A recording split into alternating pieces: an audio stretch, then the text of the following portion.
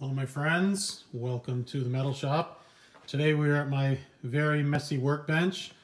Talk about a few things. One of the projects I have going here is oil catch can system for the Cobra, and I'm going to use this is going to take the place of a PCV or positive crankcase ventilation system and catch those oil vapors instead of routing them back into the intake.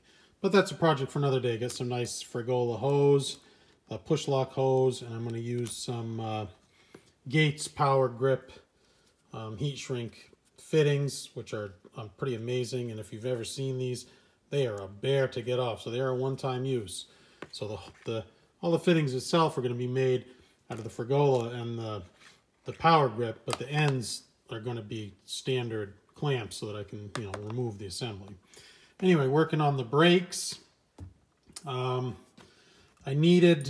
had some questions about the braking system, specifically what size line to use. And if you check on the internet, you get a ton of different answers. Basically, there's two different lines. You have 3/16 and 1/4 inch. And what you read things, it's 3/16 total for modern cars, or it's 3/16 for disc brakes, 1/4 inches for drums. Now my Cobra has discs and drums. So I asked a buddy of mine who's got 25 years in the custom fabrication business, and he said, he just kind of gave me a look. It's 3/16 for the whole thing. It's like, you don't need 1/4 inch at all. Basically 1/4 inch was for old cars that had 4-wheel drums, or even large trucks use 1/4 inch because they need that volume to get the brakes to move. 3/16 is fine for modern cars, so that's what I ended up buying. I got a bunch of stuff here from Summit. And I got a double flaring tool set. And this is pretty basic. This is the same one that's available on Amazon. Same price for Summit. Do your due diligence and shop around. What I found is if you have Amazon Prime, that's great because it's free shipping. You got to order $100 to get free shipping from Summit, which really isn't that hard to do. And their prices are competitive, minus the shipping. So I got a tubing bender. I got a cutter. I did buy these from Amazon because Summit didn't really have any. These are just regular clamps for the 3/16 line. The ones Summit had were like $1 a piece or $1.99 a piece. I got all of these for $7 or $8 for 25. These are stainless steel cushion clamps. So again, do your due diligence. I bought this kit of NiCopp brake line, 3/16 brake line, again from Summit, and you can get a 25-foot roll of this from Amazon. It's going to be about, I think it was about $40, $39.99. It comes with a couple of fittings. I liked this more complete, more comprehensive kit from Amazon. I have to do the entire car. Now this is obviously way overkill, and this was $110, I think. So it's quite a bit more expensive. If I had it to do over again, I probably would have bought the Summit one. But then you're hunting and pecking and trying to find the fittings. And I'll just donate this when I'm done to my buddy who owns a garage with the parts that I don't need. So I'm all set there to do the brake system. But back over to the bench, I had some questions because in the back, the brake lines tee off, and I'm like, can I just do a tee in the front? And he said, you really can't. He said, you really need some sort of splitter, a block, a distribution block, or he said, this is what I would do, and this is what I ended up doing on his recommendation. He's like, I would just buy a Wilwood proportioning valve, and it will act as your splitter. So as you can see here, we have rear in, front in, and then we have rear out and the 2 front outs. So it does act as your splitter. From the master cylinders will go in here, we'll go out to the brake lines here. Got a nice proportioning valve, which is great. And as a bonus, it's got a pressure switch for the brake lights. So how nice is that? So this thing, is killing all these birds with one stone. I fabricated up a bracket here just so I could hang it low on the frame, kind of near the firewall, and I just put these little Christmas trees in here when I painted it up, so I didn't get paint in the riv nuts. I used riv nuts here, and even though they stick out the back, that's okay, because where it sits on the frame, I had to space it out so that I could still work the proportioning knob. And also there's like a fish plate, a diamond fish plate gusset in the frame. So it needed a spacer anyway, so that's why I did it like that. And when I was fabbing this back bracket, and this was just a piece of scrap that I had, this hole is, because, you know, you don't need all that weight, you know, in a race car. Seriously, no. This was a piece of scrap I had. This was a spacer that I had for the handbrake that I didn't end up using. I just had this piece of metal on hand, so I used it. The hole, it doesn't matter. You know, there's a run in the paint. Again, it doesn't matter.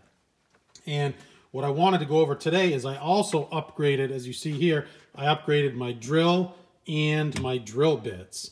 I went with this. I like the DeWalt stuff. I went with this because it's compact and it's going to get into some smaller areas that I have to get into. I forgot to mention that I also stepped up to the lithium ion batteries, 20 volt lithium ion batteries versus this 14.4 volt. I don't even know what the old technology is there, but the lithium ion, it's smaller, it's lighter, it's more powerful, it lasts forever. I mean, it's a million times better in every single way. I can't even, I mean, the benefits of the lithium ion battery speak for themselves. This drill also has a really nice work light that's pretty cool, and it points up right towards your work area. Now you can leave it on, that's super bright, it stays on, or you can have it on it stays on for 20 seconds after you pull the trigger. Sorry, I just forgot to mention that when I was talking about my upgrade to my drill. Versus this is what I've been using, the old 14.4, which has this huge battery, and the batteries run out very quickly. This is, you know, this thing's pretty old. I mean, it's probably, I bet this thing's 14 or 15 years old. It's done good service, but like I said, the batteries run out quickly. It's humongous. I mean, look at the size difference here. It's heavy and it just stinks. And the other thing was drill bits. You know, using this my old drill bits, this old drill has just been a killer. I'm not a metal fabricator, but I've been doing a lot of stuff on the Cobra, and I just had enough. I couldn't, you know, look at this. I drilled these with the old drill bits yesterday, and I don't know if you can see that. Look at that. That's what it does. Those old drill bits, it kind of almost melts, kind of whittles a hole and gives you that. Not like a fresh drill bit will give you a nice clean hole. I mean, that's just nuts. So I thought I would do a real quick little demonstration here. I have the same, my 5/16 drill bit, the new drill bit here, the old drill bit here, and I already drilled a couple of 1/8" pilot holes here, which I like to do, and here's the old drill bit and the old drill. I'm pushing really hard here.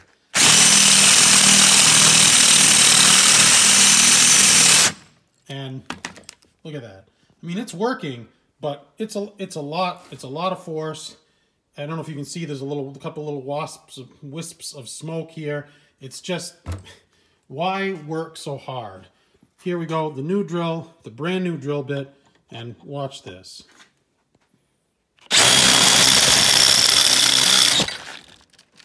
Look at that.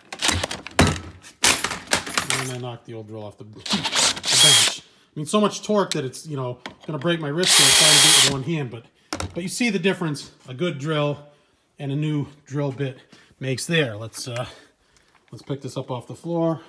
Anyway, so all the fabrication I'm doing, it's necessary. I'll just show you real quick here.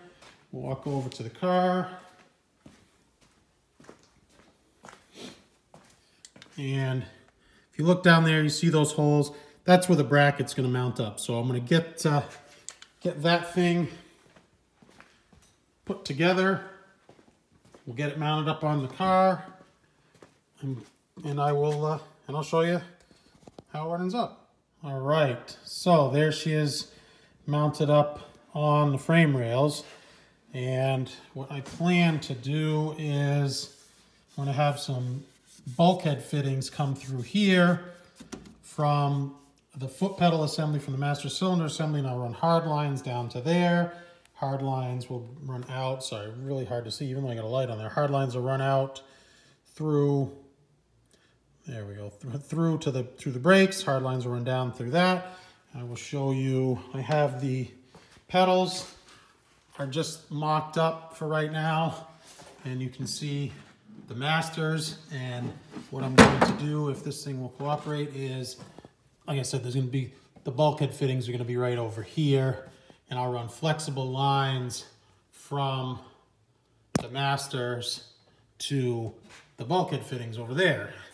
And what I've got, and here's for that proportioning valve, and it's got like a nice little rubber boot, and it even comes with wires for the brake light switch. Really nice piece. I've got these flexible brake lines with right angles on them, and what that will do is when I hook to the master cylinders, this thing, they can adjust.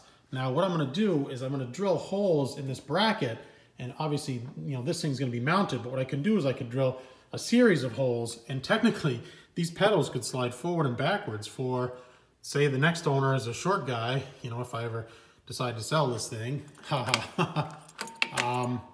Anyway, the pedals will be adjustable, or if I get the thing built and I realize that I've put the pedals in the wrong spot with those flexible lines, some guys do hard lines off of this, I'm going to do flexible lines, and yeah, it's just going to, it's going to work out pretty good for me. It looks, starting to look pretty nice in there. So I have, where are they? Underneath here, buried. There's the 45-degree bulkhead fitting, which is pretty nice, really kind of long on this side.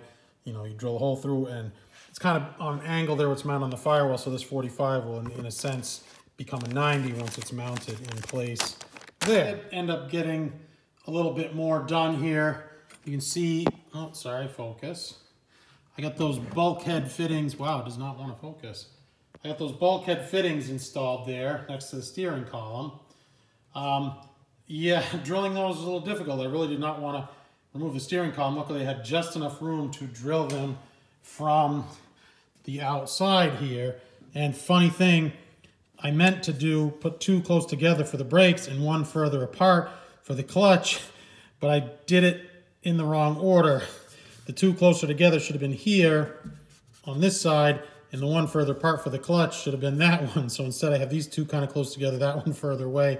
I really want these two here to be the brake, that one to be the clutch master cylinder. But anyway, maybe we can see a little better from up in here. Sure, we can see them up there. Got the caps on them. Putting on these little NPT adapters to the master cylinders, and I am using a little bit of thread sealant here. Oh, I used to drill in the fiberglass for those bulkhead fittings. I did use these brad point drill bits that I have, even though I got new drills that I just showed you guys. These brad points I have for woodworking are great for drilling into fiberglass and wood without a lot of chipping. And I also use this awl, again, that I have for woodworking for just cleaning out those holes. Anyway, where was I? A little bit of thread sealant here on the adapter. Goes right in here for those flexible lines. And I'm only using a 1/4 inch ratchet to tighten that in, because you don't want to, you know, to gall the threads, to cross the threads. It doesn't have to be, you know, super Hercules tight. Even that's probably, now that I'm spinning that up there, probably a little tighter even than it needs to be. All right, so yeah, I'm gonna wait on the flexible lines, because I have to get that the pedal assembly firmly mounted where I want it, obviously. All right, so as always, my friends, I'd like to thank you for watching. Just a, you know, kind of a catch-all update video today on the brakes, that proportioning valve, a little bit of the master cylinders and those bulkhead fittings that we got done there.